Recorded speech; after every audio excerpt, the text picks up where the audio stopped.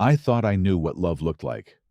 5 years of marriage to Lauren, a cozy house in the suburbs of Denver, Colorado, morning coffee I would brew just the way she liked it. We had built what I believed was a life worth protecting. But that Saturday morning when I saw the message flash across her phone screen, the one she had carelessly left on the kitchen counter while she showered, everything I thought I knew shattered. The text read, "Cannot wait to see you tonight, beautiful." 8 p.m. at our usual place, followed by a kissing emoji. My hands trembled as I set the phone down exactly where I had found it, my heart pounding so hard I could hear it in my ears. In that instant, standing in the kitchen we had renovated together, I understood that my life was about to change forever. Before I dive into what happened next, I want to ask, where are you watching from? Drop your city in the comments below. If you have ever felt that gut-wrenching moment when you realize someone you love has betrayed you, hit that like button. And subscribe, because this story gets intense. Trust me, what I did next. Let me just say, she never saw it coming. You need to understand who Lauren was, or at least who I thought she was, because context matters here. We met 8 years ago at a coffee shop on Capitol Hill in Denver. Lauren accidentally knocked over my laptop while I was coding, spilling her latte all over my keyboard. She was mortified, insisted on paying for the repairs, and we started talking. I can still picture her that day. Auburn hair catching the afternoon sunlight, a smile that could light up the entire room, green eyes full of life and energy. She was an elementary school teacher who genuinely loved children, and I was a software engineer dreaming of building something meaningful. We talked for 3 hours that first day.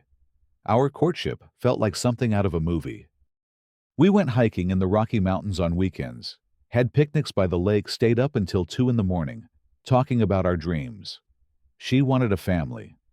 I wanted a family. After 3 years of dating, I proposed at the exact spot where we had our first hike. She cried happy tears. The wedding was small, intimate, perfect. We bought a modest house in Aurora, a quiet Denver suburb, with tree-lined streets and neighbors who waved hello. My job at a tech startup paid well enough. Her teaching salary was humble, but she adored her work. We talked constantly about starting a family, picking out names for children who did not exist yet. Everything felt right. Everything felt safe. Then, 6 months ago, the cracks started appearing. Lauren announced she wanted to get healthier, which seemed wonderful at first. She signed up for a VIP membership at a new gym across town. She started coming home later. What used to be 6 p.m. turned into 9 p.m., sometimes 10 p.m. Her explanations sounded reasonable: yoga classes, personal training sessions, grabbing smoothies with her new gym friends. I trusted her completely. I was even proud that she was prioritizing her health. But other things changed too. She started getting highlights in her hair, spending money on new clothes, fitted athletic wear that she only wore to the gym, never around the house. Her makeup became more elaborate on those evenings she went to work out. She bought perfume I had never smelled before. Her phone, which used to sit openly on the coffee table, was now always face down. She changed her passcode. When I asked about it casually, she snapped, "Do I interrogate you about your phone?" We used to know each other's passwords. That was gone. Our conversations became shallow. When I tried to share something about work, she would nod absently, scrolling through her phone. Our intimacy vanished. She was always too tired, always had an early morning. The woman who used to curl up against me on the couch now sat at the opposite end, distant.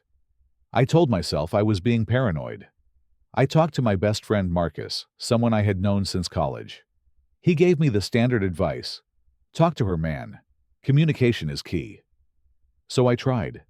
I asked if everything was okay, if we were okay. Lauren looked at me with something close to pity and said, "You are being paranoid. I am just trying to be healthy. Why do not you trust me?" That question haunted me. Why did I not trust her? Because something felt wrong. Because she smelled like cologne that was not mine. Because one night, She came home at 11 p.m. with completely dry hair, not even damp from a post-workout shower. Because the woman I married would have never made me feel like I was crazy for asking simple questions. That Saturday morning 2 weeks ago, everything I had been trying to ignore became undeniable. Lauren was in the shower. Her phone buzzed on the kitchen counter. I was not the type to snoop, but something made me glance at the screen. That message, those words from an unsaved number, detonated my world. My vision blurred. My breath caught in my throat. I could hear the water still running in the bathroom, could hear her humming some song I did not recognize. She was in there probably thinking about him, while I stood here holding the proof of her lies. I made a decision in that moment. I was not going to confront her yet. I was going to find out everything first. Monday morning, I called in sick to work. I had never done that before, not without actually being ill, but my boss heard something in my voice and did not ask questions. I told Lauren I had meetings all day. She barely looked up from her phone as she left for school, or so I thought she was going to school. I followed her, kept 3 cars back, just like in the movies. She did not go to her elementary school. Instead, she drove to Cherry Creek, one of the wealthiest neighborhoods in Denver, and pulled into the parking garage of a luxury apartment building. I parked 2 blocks away and waited, my stomach churning. 20 minutes later, a man appeared.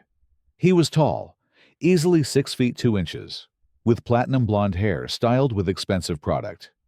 He wore a suit that probably cost more than my monthly mortgage payment, and a Rolex glinted on his wrist.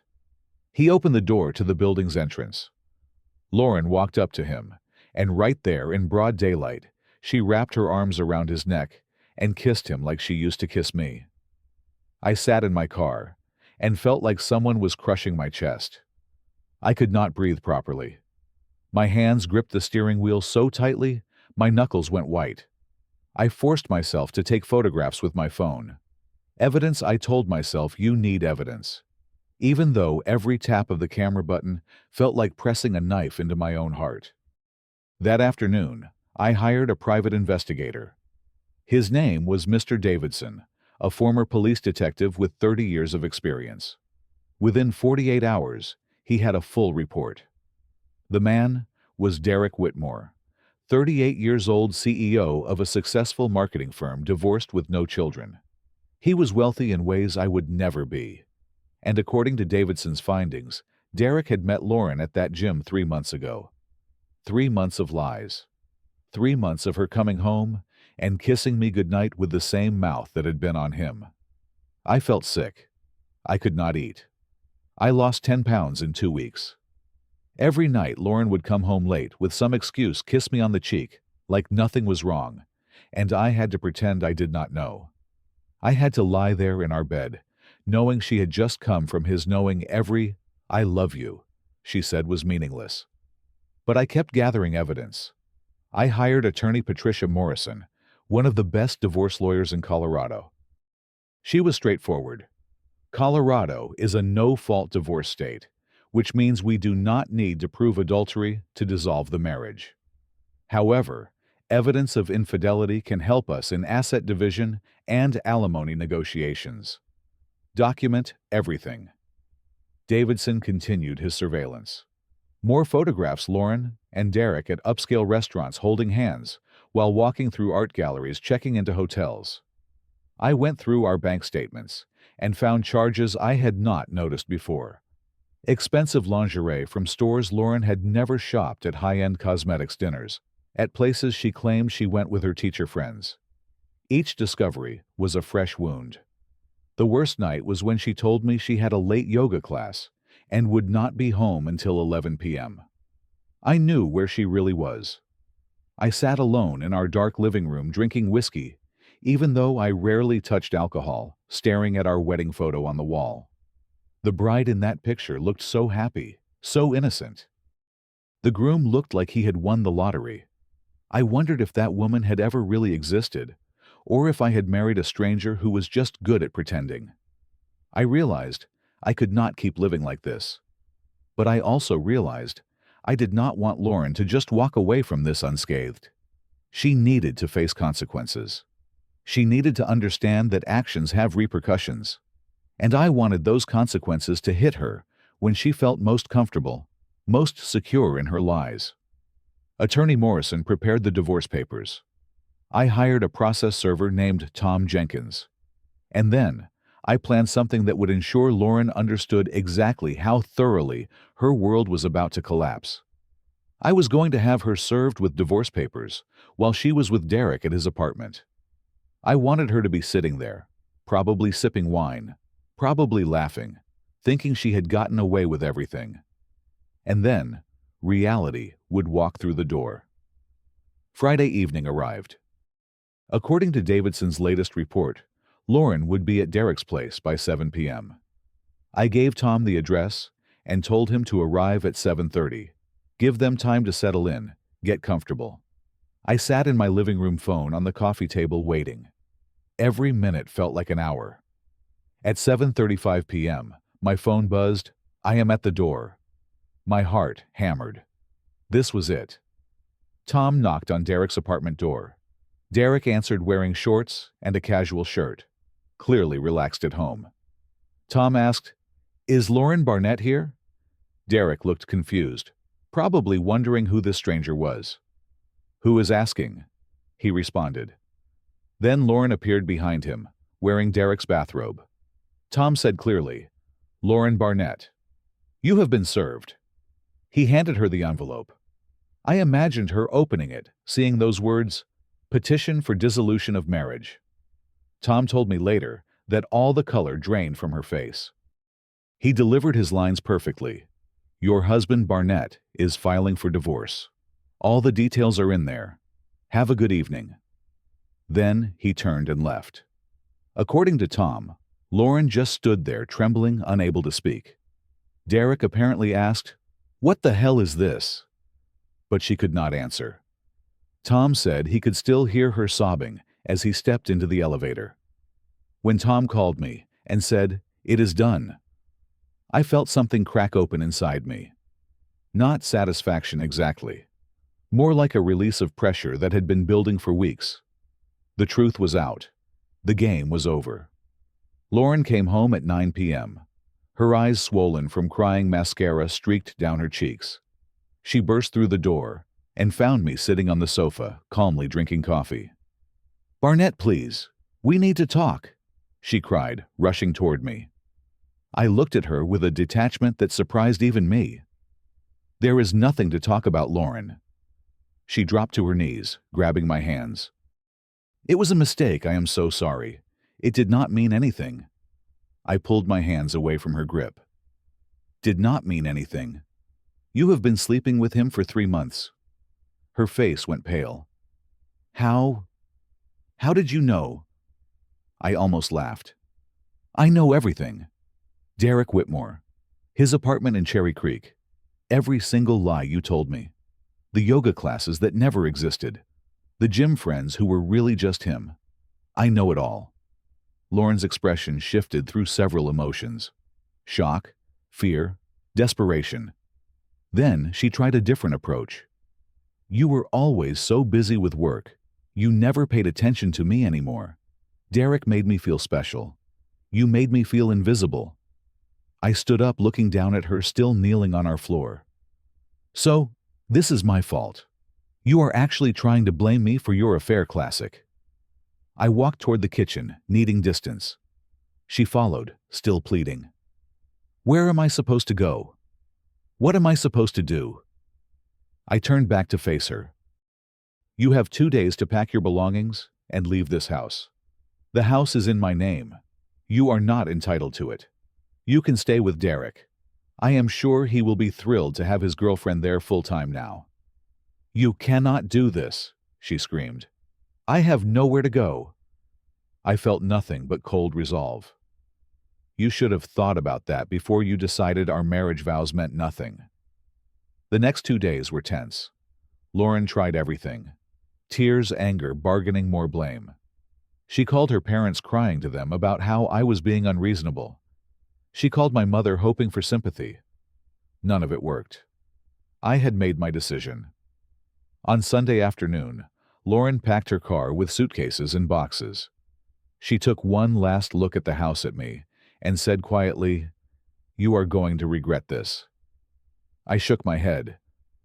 "The only thing I regret is not seeing who you really were sooner."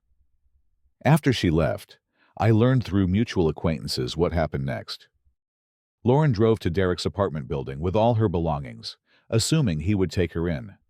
She knocked on his door.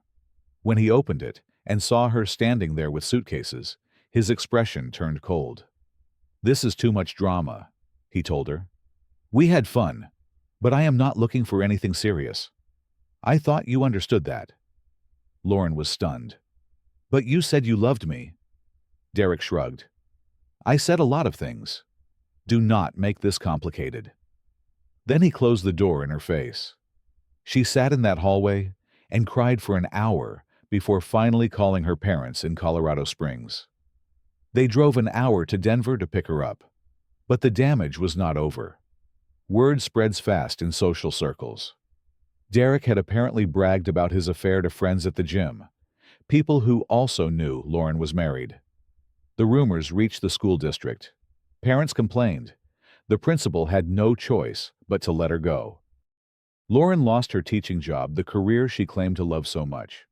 Her friends, our mutual friends, distanced themselves. They had all known me for years, had seen how good I was to her. Nobody wanted to be associated with what she had done. Her reputation crumbled. Her life fell apart. And all because she thought she could have everything. A stable husband at home providing security and excitement on the side with someone else. The divorce was finalized in 90 days, as Colorado law allows for uncontested dissolutions. My lawyer made sure everything was airtight. I kept the house, my retirement accounts, everything I had built. Lauren got nothing except the shame she had earned. She called me every single day for 2 weeks after the divorce was final, leaving voicemails begging for another chance. I blocked her number. There was no point in listening. The first few weeks after the divorce were harder than I expected. Not because I missed Lauren. I mourned the woman I thought she was not the woman she turned out to be. I mourned the future we had planned, the children we would never have, the life that was supposed to be. I had trouble sleeping. Food had no taste. I felt hollow. My therapist, Dr. Helen Rodriguez, helped me understand something crucial. This was not my failure. I had been a good husband. I had been faithful, supportive, present. Lauren's choice to betray that was hers alone. "You cannot control other people's actions," Dr. Rodriguez told me during one session. "You can only control your response, and you responded with dignity." Marcus, my best friend, stayed with me for those first 2 weeks. We watched baseball games, drank beer, talked until 3 in the morning. "You did the right thing, man," he kept saying. "She does not deserve you." Those words helped more than he probably knew. I started reclaiming the house, making it mine instead of ours. I donated every single item that belonged to Lauren. Clothes, books, decorations, everything. I repainted the bedroom from the soft pastel blue she had chosen to a deep charcoal gray. I bought new furniture, modern pieces that reflected my taste, instead of our compromised style. Slowly, the house transformed into a space that held no memories of her. 2 months after the divorce, I joined a gym. Ironically enough, though, a different one from where Lauren had met Derek. There, I met a group of men, all of whom had been through divorces. We formed an informal support system, pushing each other in workouts and in life. They understood the specific pain of betrayal in ways that people in happy marriages never could. I took up woodworking, something I had always wanted to try, but never had time for during my marriage. There was something therapeutic about working with my hands, creating something solid and real from raw materials. I built a bookshelf, then a coffee table, then more ambitious projects. Each piece I finished felt like proof that I could create good things, that I was not broken. My career flourished with my renewed focus. I threw myself into work and was promoted to senior engineer within 4 months. My salary increased by 30%. The company sent me to a technology conference in San Francisco, where I networked with brilliant people and felt excited about my field again. I remembered who I was before Lauren, before the marriage. Someone ambitious, creative, passionate about building things. I took my first solo trip, a road trip through Utah and Arizona. I visited the Grand Canyon, hiked through Zion National Park, camped under stars so bright they looked like scattered diamonds. One evening, sitting on a cliff edge watching the sunset paint the canyon walls in shades of orange and crimson, I felt something I had not felt in a year: complete peace. I did not need someone else to complete me. I was already whole. At a weekend hiking group meetup, I met a woman named Emily. We became friends. Nothing romantic, just two people who had both been through painful breakups and could talk honestly about healing. She told me about her ex-fiancé who had left her 2 weeks before their wedding. I told her about Lauren. We laughed about how we had both ignored red flags, how we had both made excuses for people who did not deserve our loyalty. The gift of betrayal, Emily said one day, is that it teaches you to trust your instincts. I will never ignore warning signs again. Neither would I. 6 months after the divorce, I heard through a mutual acquaintance what had become of Lauren. She was still living with her parents in Colorado Springs, an hour away from Denver. She had not been able to find another teaching position. Background checks revealed her termination, and school districts talked. She was working part-time at a retail store, a dramatic fall from the career she had loved. Derek had moved on to a new girlfriend, someone younger and more conventionally attractive. Someone who apparently did not care that he was the type of man who had no problem sleeping with married women. Lauren had lost everything: her marriage, her home, her career, her reputation, her lover. All because she wanted it all. She tried to contact me one more time, creating a new email address I had not blocked. The message read, "I ruined the best thing in my life. I am so sorry. Can we at least talk?" I read it once, then deleted it. There was nothing to talk about. She had made her choices. Now she was living with the consequences. I felt no satisfaction in her downfall, but I felt no sympathy either. She had created this situation herself. What I learned through all of this goes deeper than just the obvious lesson about infidelity. I learned that I had spent too much of my marriage trying to make Lauren happy, ignoring my own needs and instincts. I had noticed the changes in her behavior, but talked myself out of trusting what I saw. I had been too willing to accept her explanations, too eager to believe everything was fine. That was not love. That was fear of conflict, fear of losing what I thought I had. But I also learned that trust itself is not the problem. The problem is betrayal. I should not become cynical or guarded because one person proved unworthy of my trust. That would be allowing Lauren to damage me permanently, and I refused to give her that power. I learned the value of planning instead of reacting. When I first saw that text message, every instinct screamed at me to confront Lauren immediately, to rage and demand answers. But I waited. I gathered evidence. I consulted professionals. I made strategic decisions with a clear head. Serving those divorce papers while she was with Derek was not about revenge. It was about ensuring she faced the immediate consequences of her actions, about making sure she could not spin some story or control the narrative. She had to confront what she had done in front of the man she did it for. That was justice, not cruelty.